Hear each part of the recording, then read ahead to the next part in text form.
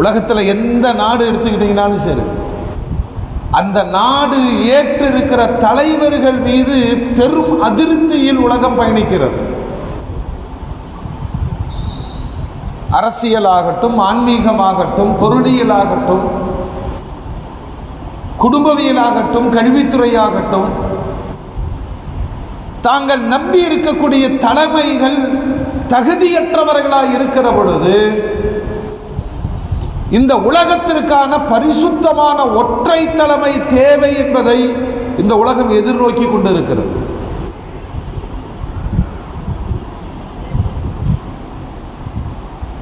இன்றைய தேதியில் சர்வதேச சமுதாயத்தை வழி நடத்துவது யார்? ஒரு நாமலா ஒரு வட்டங்களை வச்சுக்கிறோம். இது எங்க அரசு, இது எங்க நாடு, இது எங்க மொழி, இது எங்களுடைய எல்கைகள் என்று. ஆனால் யதார்த்தமாக இந்த ஏஐ டெக்னாலஜி உலகத்தில் 4 நிறுவனங்கள் தான் சர்வதேச சமூகத்தை வழி நடத்துகிறது என்றால் மிகையல்ல. மைக்ரோசாஃப்ட் நிறுவனம், அமேசான், மேட்டா, கூகுள். நாமளே அங்கதான் மாட்டி கிடக்கிறோம். ஒரு ஹதீஸை தேடக்கூடியவர் ஏஐயிடம் கேட்கிறார். கீழே ஒருத்தர் எச்சரிக்கை போடுறார், அது பொய் சொன்னாலும் சொல்லும், உறுதி செய்து கொள்ளுங்கள். ஒரு செருப்பு காணவில்லை, ஏஐயிடம் கேட்கிறார். விஞ்ஞானத்தினுடைய உச்ச வளர்ச்சியில் சர்வதேச சமுதாயத்தை இயக்கக்கூடிய இந்த 4 நிறுவனங்கள் தான் அவர்களின் அரசியலை தீர்மானிக்கிறது, தலைவர்களை தீர்மானிக்கிறது, பொருளாதாரத்தை தீர்மானிக்கிறது, விளையாட்டுகளை தீர்மானிக்கிறது, சர்வதேச வணிக சந்தைகளை தீர்மானிக்கிறது என்றால் இது மிகைத்து சொல்லப்படுகிற செய்தி அல்ல, அதுதான் உண்மை. இன்னைக்கு நம்ம கூகுள்கிட்ட தானே கேட்குறோம், இன்னைக்கு கோல்டு ரேட் என்னன்னு கேட்குறோம், ஷேர் மார்க்கெட் எந்த நிலையில போயிட்டு இருக்குன்னு கேட்கிறோம். இதையெல்லாம் தாண்டி ஒரு புதிய தலைமுறை கூகுளை வழிகாட்டியாக கொண்டு தங்கள் ஆன்மீகத்தையும் படிக்க துணிந்திருக்கிறார்கள். அது சரியா தவறா என்று தெரியவில்லை.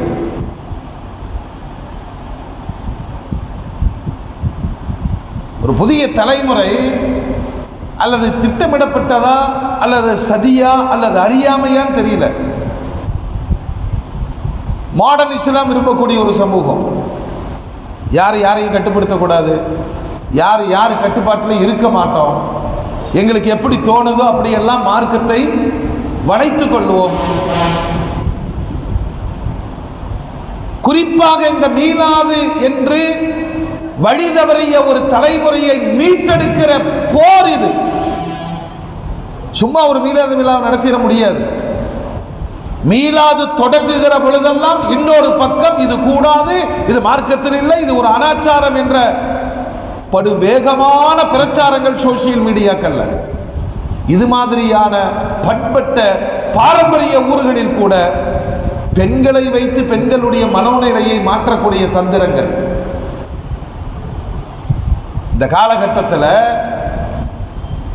பெர்னாட்ஷா சொல்லுவார், அமைதியான உலகத்திற்கும் அமைதியான சர்வதேச சமுதாயத்திற்கும் அமைதியான அரசியல் திட்டங்களுக்கும் முஹம்மது ரசூலுல்லாஹ்வின் சித்தாந்தங்கள் மட்டுமே சர்வதேச சமூகத்திற்கான நிரந்தர தீர்வு. ஒரு நாடகத்தை நடத்தி கைதட்டல் பெற்ற, உலக பிரசித்தி பெற்ற பெர்னாட்ஷா இந்த கருத்தை முன்மொழிந்த போது சொந்த சமுதாயத்திலிருந்து கடுமையான எதிர்ப்பை சம்பாதித்துக் கொண்டார். யதார்த்தம் இது. உலகம் தேடுகிறது, பரிசுத்தமான ஒரு தலைமை நமக்கு வழிகாட்டியாக வேண்டும்.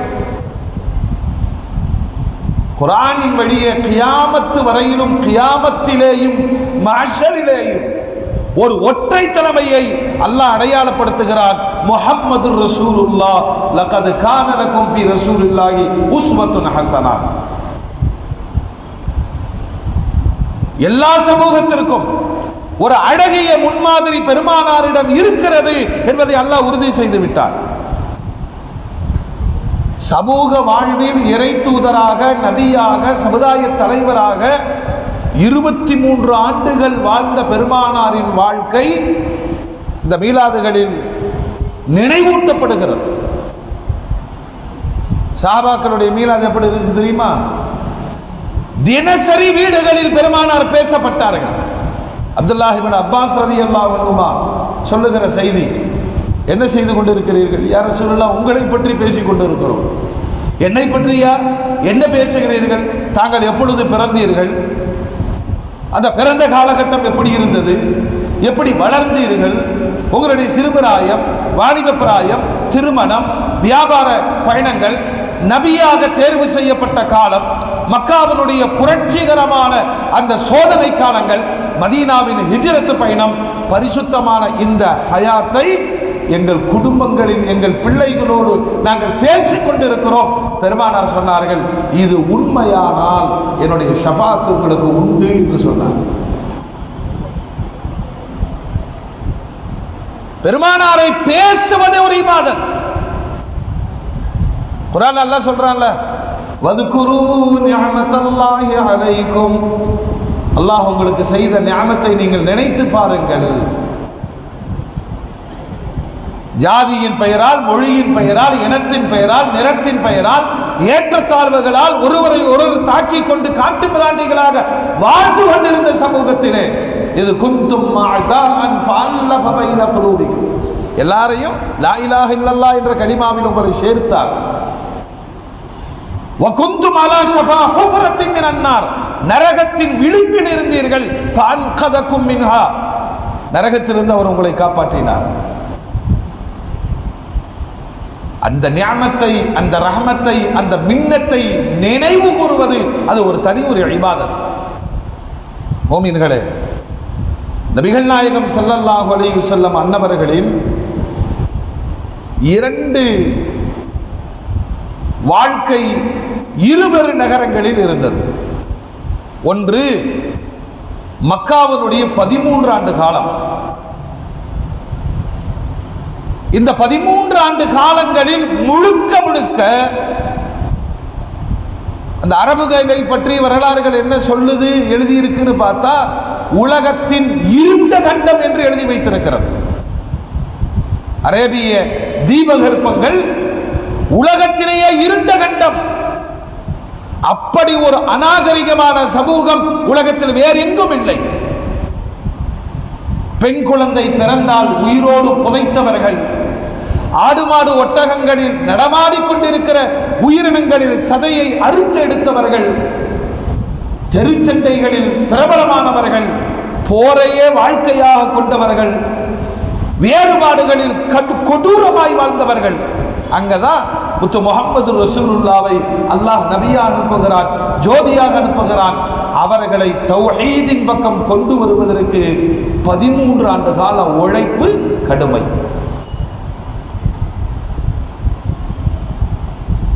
குர்ஆனில் ஹிஜ்ரத்திற்கு முன்பு, ஹிஜ்ரத்துக்கு பின்பு என்று பெருமானாருடைய வரலாறு பிரிக்கப்பட்டு குர்ஆன் மக்கியா, மதனியா என்று அத்தியாயங்கள் வகைப்படுத்தப்படுகிறது. இந்த மக்கியால பார்த்தீங்கன்னா அதிகபட்சமான வசனங்கள், மனிதர்களே, யா யுஹன்னாஸ், ஏக இறைவனாம் அல்லாஹ்வை வழிபடுவதற்கான அத்துணை ஆதாரங்களையும் வைத்து போராடியவர்கள் பெருமானார். 13 வருஷம் பிடிச்சது. விரல் விட்டு எண்ணுகிற 100களில் தான் பாப்புலேஷன், முஸ்லிம்களுடைய பாப்புலேஷன். நிறைய ஏழைகள் ஷஹீதாக்கப்பட்டார்கள். கொடுமையின் உச்சத்தில் 2 முறை எத்தியோப்பியா ஹிஜ்ரத் நடந்தது. பெருமானார் ஸல்லல்லாஹு அலைஹி வஸல்லம் பார்க்கிறவங்களை எல்லாம் சொல்வாங்க, இஸ்பிரு இஸ்பிரு, பொறுமையா இருங்க. ஏன்னா இங்க கலிமாவை மொழிவதற்கு கூட சுதந்திரம் கிடையாது. நிறைய வரலாறுகள் நாம் கேள்விப்பட்டிருப்போம். குர்ஆனுடைய வசனங்களை சப்தமிட்டு ஓதியவர்களை தாக்கிய சமூகம். காபத்துல்லாவின் வளாகத்தில் தொழுதவர்களுக்கு தண்டனைகள் கொடுக்கப்பட்ட காலம். தொழுகையில் சஜிதாவில் இருந்த பெருமானார் மீது நாற்றம் எடுத்த குடல்களை போட்டு அசிங்கப்படுத்திய சமுதாயம். வேற எதையும் சொல்வதற்கான வாய்ப்பு சூழ்நிலை பெருமானாருக்கு அமையவில்லை. அந்த சமூகம் விடவில்லை. அல்லாஹ் நாடினான். மதீனாவின் ஹிஜ்ரத் பிறந்தது. முன்பே அக்கபத்துல் ஊலா, அக்கபத்து சானியா, 2 அக்கபாக்களின் உடன்படிக்கை மினா மைதானத்தில் வைத்து நடைபெற்று மதீனாவில் இஸ்லாம் என்ற ஒரு கட்டமைப்பை பெருமானார் மக்காவில் இருக்கிற பொழுதே உருவாக்கி விட்டார். இந்த வரலாறா மட்டும் நம்ம பார்க்க கூடாது, நம் வாழ்வியலாக பார்க்க வேண்டும். இந்த கட்டமைப்பில் இல்லாததின் விளைவு இது. நான் என்ன கட்டமைப்பு சொல்றேன் நீங்க புரிஞ்சுக்கங்க. அலைக்கும் பில் ஜமா. நீங்க எந்த ஊரா இருங்க, எந்த நாட்டில் இருங்க, ஜமாத்தோடு இருங்கள். பிரிவினைவாதிகளோடு நீங்கள் சென்று விட வேண்டாம். அதுதான் கட்டமைப்பு. கியாமத்து வரைக்குமான ஒரு அற்புதமான கட்டமைப்பாக மதீனாவை மாற்றி அமைத்தவர்கள் பெருமானார். மக்காலே தொடங்குறாங்க. இஸ்லாத்தை ஏற்க வந்தவர்களிடம் சத்திய வாக்குமூலம் பெற்று முஸஅப் இப்னு உமைரை உஸ்தாதாக, ஆசிரியராக, முக்ரியாக அனுப்பி வைத்து மதீனா செதுக்கப்படுகிறது, உருவாக்கப்படுகிறது. குர்ஆனுடைய வசனங்கள் ஓதப்படுகிறது, தொழுகை முறைகள் கற்பிக்கப்படுகிறது. அல்லாஹ்வுடைய உத்தரவு வந்த பொழுது ஹிஜ்ரத் பயணத்தில் பெருமானார் மதீனாவை நோக்கி பயணிக்கிறார்கள். ஒவ்வொரு நாளும் தேதி கிழிக்கிற பொழுதெல்லாம் உலகம் ஹிஜ்ரத்தை படிக்கிறது. மொத்த இஸ்லாத்தினுடைய வரலாறை புரட்டி போட்டது ஹிஜ்ரா. குர்ஆன் அல்லாஹ் சொல்வான்ல, வஸ்ஸாபிகூனல் அவ்வலூன மினல் முஹாஜிரீன வல் அன்சார். இஸ்லாத்துல போட்டு முதலாய் மூத்த குடிமக்களாய் இஸ்லாத்தை ஏற்றுக்கொண்டவர்கள் முஹாஜிர்களும் அன்சாரிகளும். இவங்க எல்லாம் திறந்து போனாங்க. அவர்கள் அத்துணை பேர்களையும் அரவணைத்தார்கள். இவர்களுக்கு ஈடு உலகத்தில் வேறு யாரும் இல்லை. அல்லாஹ் சான்று கொடுத்தான். ரலியல்லாஹு அன்ஹும் வரது அன்ஹு. அல்லாஹ் பொருந்திக்கிட்டான். மூமின்களே, ஒரு பக்கம் அல்லாஹ்வுடைய கலாம் குர்ஆனை ஓதினால் அடி விழுகிறது, கொல்லப்படுகிறார்கள். இன்னொரு பக்கம் ஓதுவதற்கான ஒரு நகரம் உருவாக்கப்படுகிறது. ஓது மக்கள் உருவாக்கப்பட்டார்கள். தொழுகை ஜமாத்து திட்டமிட்டு நடத்தப்பட்டது. ஹிஜ்ரத்து பிறந்து பெருமானார் போவதற்கு முன்பு மதீனாவின் ஈமானிய கட்டமைப்பில் ஒரு நகரம் உருவாக்கப்பட்டு விட்டது. அதனாலதான் அந்நகரத்து பெண்களும் குழந்தைகள் எல்லாம் அந்த நபி எப்பொழுது வருவார்கள் என்று எதிர்பார்த்து புறநகர் பகுதியிலே வந்து காத்து கிடப்பார்கள். மாலை அந்திமம் சூரியன் சாய்ந்த பிறகு மன வருத்தத்தோடு திரும்பி போனார்கள். ஒரு நாள் எதிர்பார்த்து அது நடந்தது. கண்மணி காத்தமுன் நபி முஹம்மது ரசூலுல்லாஹ் வந்தார்கள். சித்திக் நாயகம் உடன் இருந்தார்கள். இந்த ஈமானிய தேட்டத்தில் இருந்த மதீனத்து மக்களும் குழந்தைகளும் பெருமானாரை பாடல் பாடி வரவேற்று தலஅல் பத்ரு அலைனா மின் சனியாத்தில் வதா வஜப ஷுக்ரு அலைனா மா தஆ லில்லாஹி தா. மதீனாவிற்குள் அழைத்து செல்லுகிறார்கள். நபிகள் கோமான் ஸல்லல்லாஹு அலைஹி வஸல்லம் சுதந்திரத்தின் சுவாசத்தை அங்கு நுகருகிறார். தான் வந்த நோக்கத்தை நிறைவேற்றுவதற்கான தளம் களம் கிடைத்தது. அதனால 13 ஆண்டு கால சுதந்திரம் இல்லாத பூமியும் ஒரு 10 ஆண்டு கால சுதந்திர பூமியும், உலகத்தில் ஒரு நபி எதை சாதிக்க முடியும்? 10 ஆண்டுகளில் 100 விழுக்காடு 100% முடித்து காண்பித்து விட்டு தான் போனார்கள் பெருமானார். அந்த கட்டமைப்பு இன்றைய இஸ்லாமிய சமூகத்திற்கு தேவை. வாய்க்கு வந்ததெல்லாம் பேசுறது மார்க்கம் அல்ல. சோசியல் மீடியாவில் வர்றதெல்லாம் மார்க்கம் அல்ல. அல்லாஹ் பாதுகாக்கணும். இளைய தலைமுறையினர்கள் ஒரு டிசைன், அதாவது மாடர்ன் இஸ்லாத்தை நோக்கி போகிறாங்க. அவர்களுடைய தலைவர்கள் எப்படி இருந்தார்கள்னா, மௌலூத் ஓதலாமா, முபாவலா செய்யலாமான்னு கேட்டான். பாத்தியா ஓதலாமா, முபாவலா செய்யலாமான்னு கேட்டான். இப்போ அதே தலைவர்கள் நீ விபச்சாரம் செஞ்ச, முபாவலா வச்சுக்கலாமான்னு கேட்கலாம். யாரை நீங்கள் பின்பற்றுகிறீர்கள்? கட்டமைப்பை சிதைத்தவர்களிடம் உங்கள் ஈமானை நீங்கள் அடமானம் வைத்து விடாதீர்கள். எல்லா ஊருக்குமான செய்தி இது. முஃமின்களே, மதீனாவிற்குள் காலடி எடுத்து வைக்கிற பெருமானாருக்கு சிவப்பு கம்பள வரவேற்பு. உயிரோடு இருக்கிற அன்சாரிகள் முன்னாடியே கேட்டாங்க, நான் மதீனாவுக்கு வந்தா நீங்கள் என்ன செய்வீர்கள்? உடல், பொருள், ஆவி அனைத்தையும் கொடுத்து உங்களை பாதுகாப்போம் என்ற உத்தரவாதத்தை தந்தவர்கள் அன்சார்கள். அதனால உள்ள வந்த உடனே முதலாக பனு சாலிம் கோத்திரத்தாரிடம் தங்கி ஒரு மஸ்ஜிதை நிர்மாணிக்கிறார்கள். தானும் பணி செய்கிறார்கள். உற்சாகப்படுத்த பாடல் பாடுகிறார்கள். பைத்துகள் பாடப்படுகிறது. எல்லோரும் சேர்ந்து ஒரு பள்ளிவாசலை கட்டினார்கள். அந்த பள்ளிவாசலுக்கு உலகத்தில் கிடைத்த முத்திரை அக்மார்க்குன்னு சொல்றோமா இல்லையா, அல்லாவே ஒரு அக்மார்க்க கொடுத்தா. உஸ்ஸிஸ அலா தக்வா மின் அவ்வலி யௌமின் அஹக்கு அன் தகூம ஃபீ. காபத்துல்லாஹ், மஸ்ஜிது நபவி, பைத்துல் முகத்தஸ், நான்காவது இடத்தில் மஸ்ஜித் குபா. சான்றையும் அல்லாஹ் கொடுத்தான். ஏழைகளால் உருவாக்கப்பட்ட தக்வாவின் அடிப்படையில் எழுப்பப்பட்ட பள்ளிவாசல் அது.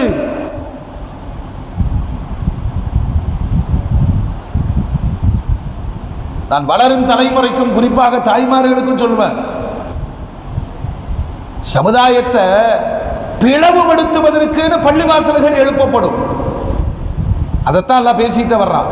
வல்லதீன தஹது மஸ்ஜிதன் ضرارا وكفرا وتفريقا بين المؤمنين وإرصادا لمن حارب الله ورسوله من قبل. சில பேர் பள்ளிவாசலை கட்டுவாங்க இடையூறு செய்வதற்காக. இங்க எல்லாம் மௌலூத் ஓதணும், பெருமானாரை நேசிக்கணும்னு சொன்னா அதையெல்லாம் ஒரு இடத்துல நின்று இது பித்அத், இது குஃப்ரு, இது இணை வைப்பு என்று ஒரு கூட்டம் சொல்லும். அதற்காக ஒரு பள்ளிவாசலை உருவாக்குவார்கள். வத்தஃப்ரீகம் பைனல் முஃமினீன், ஜமாத்தை உடைக்கணும். வஇர்சாதல் லிமன் ஹாரபல்லாஹ வரசூலஹு, அல்லாஹ் ரசூலுக்கு எதிரியா இருக்கக்கூடியவர்களுடைய பதுங்கிடமாக ஆக்குவார்கள். நாங்களும் நல்லதான் செய்யறோம்னு சொல்லுவாங்க. இந்த வரிசையில் அல்லாஹ் சொல்வா, இல்ல இல்ல, பள்ளியெல்லாம் பள்ளி அல்ல, மூமின்களும் நபியும் சேர்ந்து கட்டிய குபா லமஸ்ஜிதுன் உஸ்ஸிஸ அலா தக்வா மின் அவ்வலி யௌம். சொல்லிட்டு அல்லாஹ் சொல்றான், அங்கதான் நீங்க நின்று தொழுகணும். ஃபீஹி ரிஜாலி யுஹிப்பூன் அன் யததஹரு வல்லாஹு யுஹிப்புல் முத்தஹிரீன். பெருமானார் தான் எழுப்பிய முதல் கட்டமைப்பிற்கு ஒரு சான்றை கொடுத்தார்கள். அல்லாஹ் தக்வா பள்ளின்னு சொல்லிட்டார். பெருமானார் சொன்னார்கள், ஒது செய்து விட்டு இந்த பள்ளிவாசலில் வந்து 2 ரக்காத்து தொழுதால் ஒரு உம்ரா செய்த நன்மை கிடைக்கும். காபால போய் இஹ்ராம் கட்டி தல்பியா சொல்லி தவாஃப் செஞ்சு சஈ செஞ்சு ஹல்க் செஞ்சு ஒரு உம்ராவை நிறைவேற்றுகிற அந்த சிறப்பான அமல் பெருமானார் எழுப்பிய மஸ்ஜிதே குபாவில் தொழுதால் 2 ரக்காத்திற்கு ஒரு உம்ராவுடைய நன்மை உலகத்திற்கு அடையாளப்படுத்தினார்கள் பெருமானார். தக்வாவுடைய செயல்பாடுகளுக்கு இந்த அங்கீகாரம் எப்பொழுதும் கிடைக்கும். அல்லாஹ் தௌஃபீக் செய்வானா. வேகமா நடக்குது. மதீனாவை நோக்கி பயணிக்கிறார். வழியில ஒரு இடத்துல ஜும்மாவுடைய நேரம் வந்து விடுகிறது. தற்காலிகமாக மஸ்ஜிதுல் ஜும்ஆ உருவாக்கப்படுது. நம்மை விட உலக வரலாறுகளை தொகுத்த யூதர்களும் நஸ்ரானிகளும் பெருமானாருடைய உலகின் முதல் ஜும்மாவை பார்த்து ஆச்சரியப்படுறாங்க. ஜும்மா மக்காவிலே கடமையாக்கப்பட்டதான, தொழுக முடியல, கூட முடியல, ஜமாத்து நடத்த முடியல. ஆனால் சுதந்திர பூமியில் வாய்ப்பு கிடைத்தவுடன் தற்காலிகமாக ஒரு ஜும்மாவை நடத்தினார்கள். 100 சஹாபாக்கள் அந்த ஜும்மாவில் கலந்து கொண்டார்கள். இல்ல வரலாற்று ஆசிரியர்கள் என்ன எழுதுறாங்க தெரியுமா? பாதிக்கப்பட்ட ஒருவருக்கு பேசுவதற்கான வாய்ப்பு கிடைத்தால் தன் பாதிப்பை தான் சொல்லுவார் இல்லையா? தான் கடந்து வந்த பாதைகளை சொல்வார்கள். கொலைக்களத்திலிருந்து தப்பித்து வந்திருக்கிற பெருமானார் பேசுகிற வாய்ப்பு கிடைச்சிருக்கு. ஒரு வார்த்தை தன் ஹிஜ்ரத்தை பேசல, தான் மக்காவில் பட்ட துன்பங்களை பேசல, தன் மக்கள் சந்தித்த கொடுமைகளை பேசல. அந்த முதல் ஜும்ஆவில் 100 பேர்களை வைத்துக் கொண்டு பெருமானார் முழுக்க முழுக்க தக்வாவை பேசினார்கள், மறுமையை பேசினார். இத மேற்கத்திய உலகம் ஆச்சரியத்தோடு ஆய்வு செய்து சொல்லுது. மனித மரபிலிருந்து மாறுபட்ட சிந்தனை முஹம்மது ரசூலுல்லாஹ்வின் சிந்தனை. என கடந்து வந்த பாதையை பேசினா அங்கு உணர்ச்சி ஊட்டப்படும், கண்ணீர் வடியும், அவ்வளவுதான். பெருமானார் தேவையான செய்திகளை சொல்ல வந்ததினால் தக்வாவையும் மறுமையையும் தன் முதல் ஜும்மாவின் உரையாக வைத்தார். முடிஞ்சா மதீனாவிற்குள் பயணம். உள்ளே போகிற பொழுது சித்திக் நாயகிட்ட சொல்றாங்க, 6 அல்லது 7 தெருக்களை கொண்ட பேரித்தம்பலங்கள் அடர்த்தியான அந்த மதீனா கனவில் காட்டப்பட்டது. ஹிஜ்ரத் பயணத்தின் பொழுது அல்லாஹ்வுடைய அனுமதியை எதிர்பார்த்து காபாவிற்கு வந்த பெருமானார் காபத்துல்லாஹ் கிட்ட நின்று கண்ணீர் வடிப்பாங்க.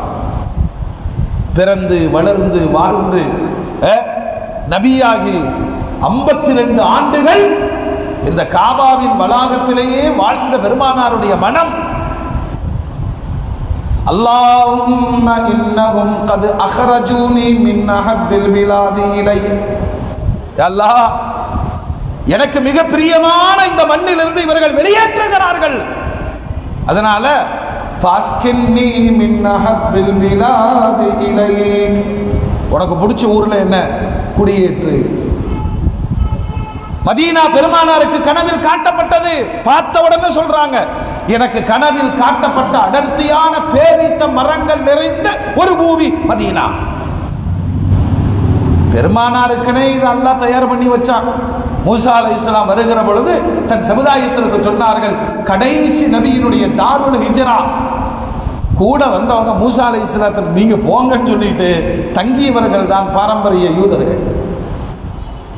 துப்பா மன்னர் போர் எடுத்து வந்தார், 400 உலமாக்கள் சந்திக்க போனார்கள். கடைசி நபி, நாங்கள் எதிர்பார்த்து கொண்டிருக்கிற பூமி, போர் செய்யாதீர்கள். சாப்பாடு கொடுத்தாங்க, சமாதானம் பேசுறாங்க. ஆச்சரியப்பட்டார். மதீனாவை வந்து பார்வையிட்டார். வீடு வாங்கி பெருமானாருக்கு அன்பளிப்பு கொடுத்தார்.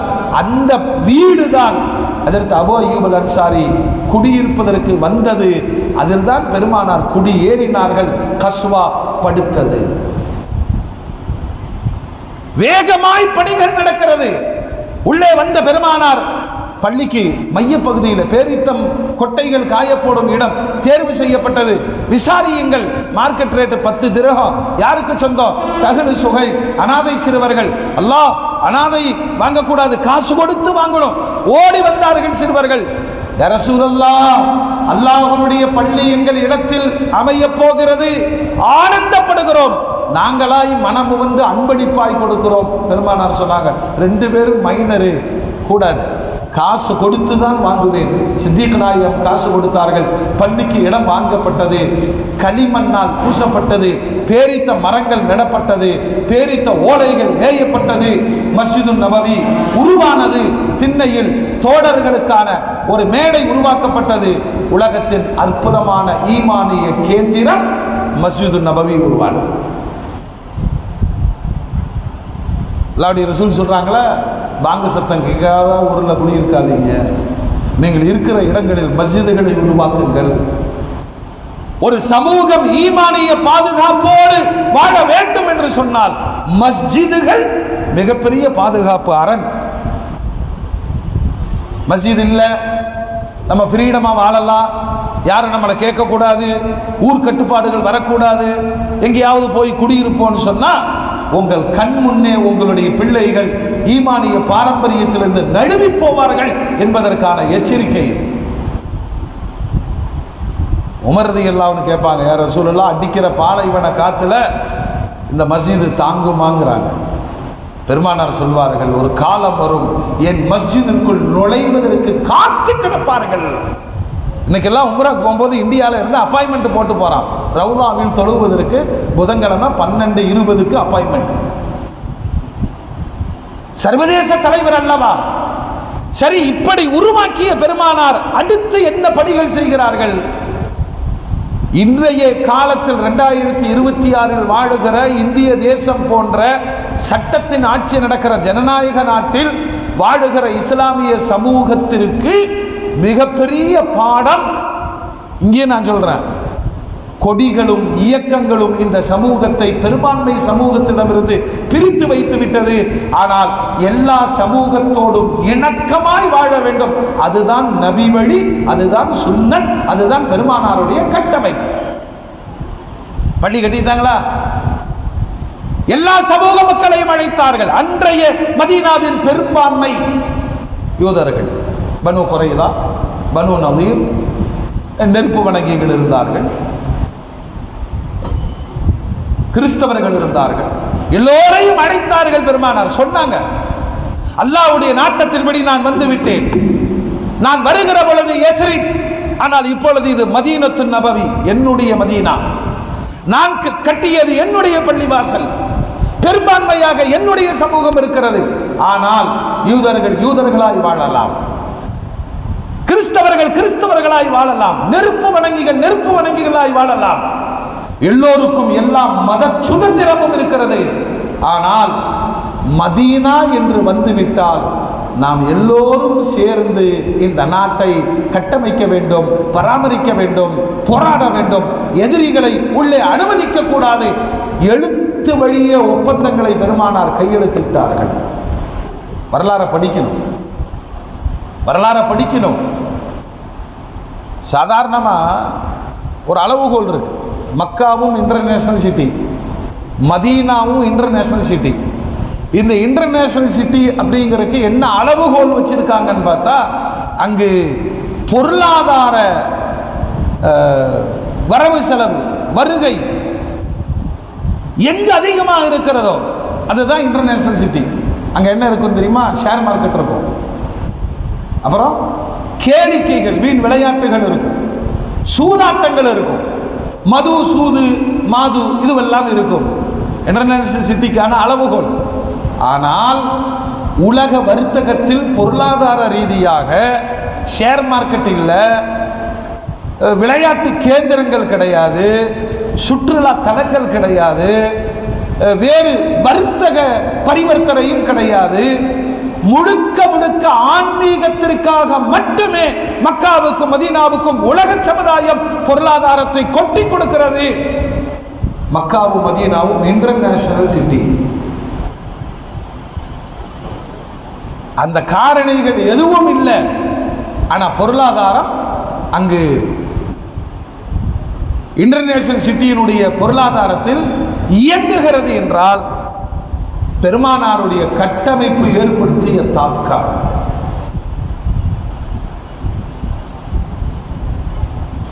எல்லா சமூகத்தோடும் இணக்கம் இருக்க வேண்டும். ஒரு காலம் இருந்தது, இந்த மாதிரி மீலாதுல எல்லாரும் வருவாங்க, மீலாதுல எல்லா தலைவர்களும் பேசுவாங்க.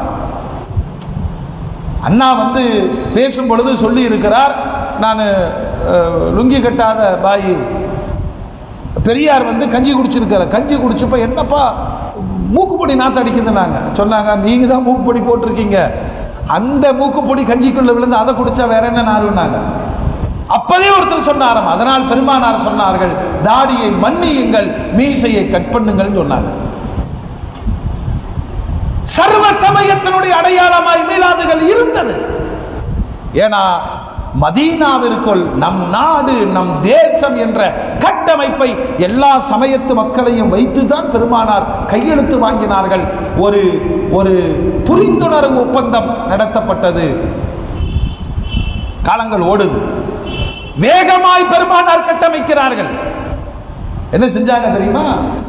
மஸ்ஜிது நபவியினுடைய திண்ணையில் ஒரு மதரசா உருவாக்கப்பட்டது. முதல் மதரசா அஸ்ஹாபு சுஃபா. 400 மாணவர்கள். உலகத்தில் யாரும் செய்யாத, இன்னைக்கும் 100 விழுக்காடை தொட்ட நாடுகளோ நகரங்களோ கிடையாது. 100%. கல்விக்காக ஒரு நாடு செலவழிக்கிற பொருளாதாரம், பிரச்சாரங்கள் பயங்கரமானது. ஆனா பெருமானார் ஸல்லல்லாஹு அலைஹி வஸல்லம் நபித்துவம் வந்ததிலிருந்து இக்ரா ஓதுங்க ஓதுங்க ஓதுங்க தன்னுடைய வஃபாத்து வரையிலும் இந்த சமூகத்தை படிக்கும்படி சொல்லிக் கொடுத்து கொண்டே இருந்தார்கள். உத்லுபுல் இல்ம மினல் மஹ்தி இலல் லஹத், தாயினுடைய மடியிலிருந்து மன்னரை வரை படித்துக் கொண்டே இருங்கள். படிப்புக்கான வாய்ப்பு மக்கால இல்ல, மதீனாவில் கல்வியை கட்டமைக்கிறார்கள் பெருமானார். என்ன சொன்னாங்க தெரியுமா? எல்லாரும் ஓத வேண்டாம். எப்படி ஓத வர்றது? வேலைக்கு போகணுமே, சம்பாதிக்கணுமே. அப்படியா? நீ வேலைக்கு போ, நீ படி. படிக்கிறவனுக்கு சம்பாதிச்சவன் பாதி காசு கொடு, படிச்சவன் முழுசா அவனுக்கு சொல்லி கொடுங்க. முறைசாரும் கல்வி. ஏறத்தாழ 400 மாணவர்கள் எப்படி இருந்தாங்க தெரியுமா? அரைகுறையான ஆடை, பரட்டையான பங்கரையான கோலம், பேச தெரியாத அநாகரிகம், எல்லாத்தையும் பெருமானார் கட்டமைத்து கட்டமைத்து அவர்களை உருவாக்குகிறார்கள். அவங்க யதார்த்தமா கேட்கிறாங்க, நாயகமே ரசூலுல்லாஹ் சொர்க்கோடு சொல்றீங்களே, சொர்க்கத்துல பட்டாடை கிடைக்குமா? பெருமானார் சொன்னார்கள், இங்க மாதிரி பருத்தி பஞ்சாகி, பஞ்சு நூலாகி, நூலு பட்டாகி வருவதல்ல, செடிகளிலிருந்து பட்டு ஆடையே வரும். இப்படி கேள்வி கேட்டவங்க 10 ஆண்டுக்குள் உலகளாவிய கல்வியின் பேராசான்களாக உருவானதை குர்ஆன் 12க்கும் மேற்பட்ட இடங்கள்ல சொல்லுது. பெருமானார்கிட்ட இந்த இருண்ட கண்டத்தில் வாழுகிற மூடர்கள் என்று சொல்லப்பட்ட ஒரு சமுதாயத்திற்கு பெருமானார் தந்த கல்வி. அவங்க கேட்கிறாங்க, யஸ்அலூனக அனில்லஹில்லாஹ், நபியே உங்கள்ட்ட சந்திர மாற்றத்தை பற்றி கேட்கிறார். இன்னைக்கு ஒருத்தர் அந்த சப்ஜெக்ட் எடுத்து படிச்சவன் யாருங்க? விண்ணியல் ஆராய்ச்சியாளர். சஹாபாக்கள் கேட்கிறார்கள், இந்த சந்திர மாற்றம் ஏன் நடக்கிறது? இன்னொரு ஆயத்துல யஸ்அலூனக அனில் யதாமா, அனாதைகளுக்கு தீர்வு என்ன கேட்கிறார்கள் சமூக அக்கறையோடு. யஸ்அலூனக மாதா யுன்ஃபிகூன், பொருளாதாரத்தை பேசுகிறார்கள். யஸ்அலூனக அனில் மஹீத், பெண்களுக்கான மாத விலக்கு மருத்துவம் குறித்து ஆய்வு செய்கிறார்கள். யஸ்அலுகன்னாஸ் அனிஸ்ஸாஅ, உலகத்தின் பேரழிவு எப்பொழுது நிகழும் என்று கேட்கிறார்கள். யஸ்அலூனக அனில் ஹம்ரி வல் மைசிர், சூதாட்டங்கள் மதுபானங்கள் குறித்து வினாக்களை கேட்கிறார்கள். இன்னைக்கு நம்ம நாட்டில் வர்றவனெல்லாம் சொல்றான் மதுவை ஒழிப்போம்னு, டிசைனா ஒழிக்கிறாங்க. மது இல்லாமல் ஆட்சி இல்லை. சமூக அக்கறையோடு அவர்கள் கேட்டார்கள். அப்படின்னா ஆட்டு மாட்டில் மாமிசத்தை உயிரோடு வெட்டி எடுக்கிற ஒரு கூட்டம் விஞ்ஞானத்தை பேசுகிறது, புவியியலை பேசுகிறது, மருத்துவத்தை பேசுகிறது, ஆராய்ச்சியின் பக்கம் திரும்புகிறது. யஸ்அலூனக அனில் ஜிபால், ஏன் இந்த மலைகள் அல்லாஹ் வச்சிருக்கிறான் கேள்வி கேட்கிறார்கள். அப்படின்னா எல்லா துறைகளையும் கற்றுக்கொள்ளுகிற குர்ஆனிய வித்தகர்களை பெருமானார் உருவாக்கினார்கள் மஸ்ஜிது நபவியினுடைய வாசலில் வைத்து. இப்பதானே சிஸ்டம், பிஏ படிச்சவனுக்கு பிஎஸ்சி பத்தி தெரியாது, பல்லு டாக்டருக்கு ஹார்ட்டை பற்றி தெரியாது, கிட்னி டாக்டருக்கு நுரையீரலை பத்தி தெரியாது. நான் சொல்றது கரெக்டா? ஃபைலை தூக்கிட்டு ஒருத்தட்டையா போகணும். அத்துணையும் தெரிந்தவர்கள் அருமைக்குரிய சஹாபாக்கள். 400 ஆண்டு காலம் உலகத்திலே போப்பாண்டவரா ஆகணும்னா ஸ்பெயினுடைய கார்தோவா பல்கலைக்கழகத்தில் படித்தவராக இருக்க வேண்டும் என்று கிறிஸ்துவ சமுதாயம் அளவுகோல் வைத்திருந்தது. இன்னைக்கு நாம போய் கை கட்டி yes ma'am, okay ma'am, fees கட்டிடுறேன் மேம், என் பிள்ளைக்கு ஹோம்ஒர்க்கை நான் பண்ணிடுறேன் மேம். என்ன தேவை வந்தது? பெருமானார் தந்த கல்வி கட்டமைப்பு. சரி, அது ஒரு பக்கம் இருக்கட்டும். இன்னைக்கு உலகளாவிய பிரச்சனை என்ன தெரியுமா? அகதிகளை கையாள்வதற்கு எந்த அரசுக்கும் அறிவில்லை. அதான் உண்மை. எங்க பார்த்தாலும் அகதிகள் முகாம் இருக்கு. இலங்கையில் இருந்து வந்த அகதிகள் இருக்கிறார்கள். இப்ப சமீபத்தில் பாதிக்கப்பட்ட மியான்மரில் இருந்து வந்த ரோஹிஞ்சா அகதிகள் இருக்கிறார்கள். இந்த அகதிகளை கையாள்வதற்கு அரசாங்கம் பயப்படுது. அவ்வளோ பொருளாதாரம். மதீனாவை கட்டமைத்த பெருமானார் தன்னை நம்பி வந்த அகதிகள் முஹாஜிர்கள் எப்படி கையாண்டாங்க? பெருமானார் மட்டுமா வந்தாங்க? குடும்பத்தோடு தனியாக என்று ஒரு பெரும் கூட்டம் வந்தது. அல்லாஹ்வுடைய ரசூல் ரொம்ப எளிமையா உலகத்திற்கு ஒரு பாடத்தை சொன்னாங்க. அன்சாரிகளே, என்னை ஏற்றுக்கொண்டது போல் என் உறவுகளையும் நீங்கள் ஏற்றுக்கொள்ளுங்கள். உஹுவத், உடன் பிறக்கவில்லை, பிறந்தவர்களால் பாவியுங்கள். நாங்க இந்த அன்சாரிகள் எவ்வளவு விசாலமான மனம் கொண்டவர்கள் தெரியுமா? ஒருத்தர் எந்திரிச்சார், யார் ரசூலல்லாஹ், நீங்க சொன்னா 1 2 3 நான் அண்ணனா ஏத்துக்கிறேன், நான் அம்மாவா ஏத்துக்கிறேன், நான் சகோதரனா ஏத்துக்கிறேன். ஒரே ஒரு உபதேசத்தில் வந்த அகதிகள் எல்லாம் அன்சாரிகளின் சகோதரர்களாய் மாறி போனார்கள். வீட்டுக்கு அழைத்து போனார்கள், தங்க வைத்தார்கள். ஒருத்தர் உச்சபட்சமா சொல்றாரு, 2 வீடு, ஒரு வீடு உங்களுக்கு. நல்லா தான் இருக்கு. 2 தோட்டம், ஒரு தோட்டம் உங்களுக்கு. 2 மனைவி, தலாக்கு விட்டு இத்தா முடிந்து கொடுக்கிறேன், 1 உங்களுக்கு. அவர் அம்மாடி இவ்வளவு பாசமா? வேண்டாம் வேண்டாம், கடை தெருவு காமியுங்கள், நான் பிழைத்துக் கொள்வேன். அகதிகளை வினாடி பொழுதில் மாற்று வழியை ஏற்படுத்தி ஒரு கட்டமைப்பை தந்தவர்கள் முத்து முஹம்மது ரசூலுல்லாஹ். யாரும் நம்மளா இருந்தாரு விருந்து மருந்து 3 நாளும் சொல்லுவான். 4வது நாள் தங்கிட்டா ஏமாச்சான் ஊருக்கு போகலையான்னு கேட்போம், பஸ் வரலையான்னு கேட்போம். எப்படியாவது தாட்டி இப்பெல்லாம் 3 நாள் இல்லை, வந்த 3வது நிமிஷத்திலே கேட்கறான், ரிட்டன் டிக்கெட் போட்டீங்களா? எங்கோ பிறந்தவர்களை உடன் பிறந்த சகோதரனாய் ஏற்று வாழ்வு தருதல். அல்லாஹ் அக்பர். அதனாலதான் பெருமானார் சொன்னாங்க, உலக ஒரு பாதையிலும் அன்சாரிகள் ஒரு பாதையிலும் பயணிப்பார்கள் என்றால் நான் பயணிக்கும் பாதை அன்சாரிகளின் பாதையாய் இருக்கும் என்று பெருமானார் பெருமிதத்தோடு சொன்னார்கள். மோமின்களே, அகதிகள் பிரச்சனையை எளிமையாய் தீர்த்தவர்கள் பெருமானார். கல்வியில் புரட்சி ஏற்படுத்தினார்கள். சரி, ஒரு சமூக கட்டமைப்பு உருவாக்குறாங்க. உருவாக்கும் போது நாமளும் பள்ளிகள்லாம் வச்சிருக்கிறோம், நிறைய கட்டுப்பாடுகள், தொழுத உணவு பூட்டிடுறது, சில பாதுகாப்பு அம்சங்கள் எல்லாம் இருக்கு, இல்லைன்னு இல்லை. ஆனால் பெருமானார் மஸ்ஜிது நபவியை குடும்ப நல கோர்ட்டாக நடத்தினார். நீதி பிரச்சனைகளுக்கான நீதிமன்றமாக அதை பயன்படுத்தினார்கள். ராணுவ தளமாய் பயன்படுத்தினார்கள். உள்ள இருக்கிற தூணெல்லாம் இருக்கு. உஸ்துவானத்தை ஹராசா, உஸ்துவானத்தை உஃபூத், உஸ்துவானத்தை ஆயிஷா, உஸ்துவானத்தை அபூ லுபாபா.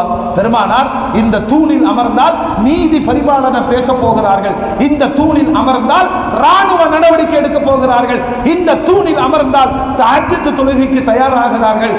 இப்படி தூண்கள் கூட பெருமானாரின் கட்டமைப்பை உலகத்திற்கு சொல்லிக் கொண்டே இருக்கிறது. அல்லாஹு அக்பர்.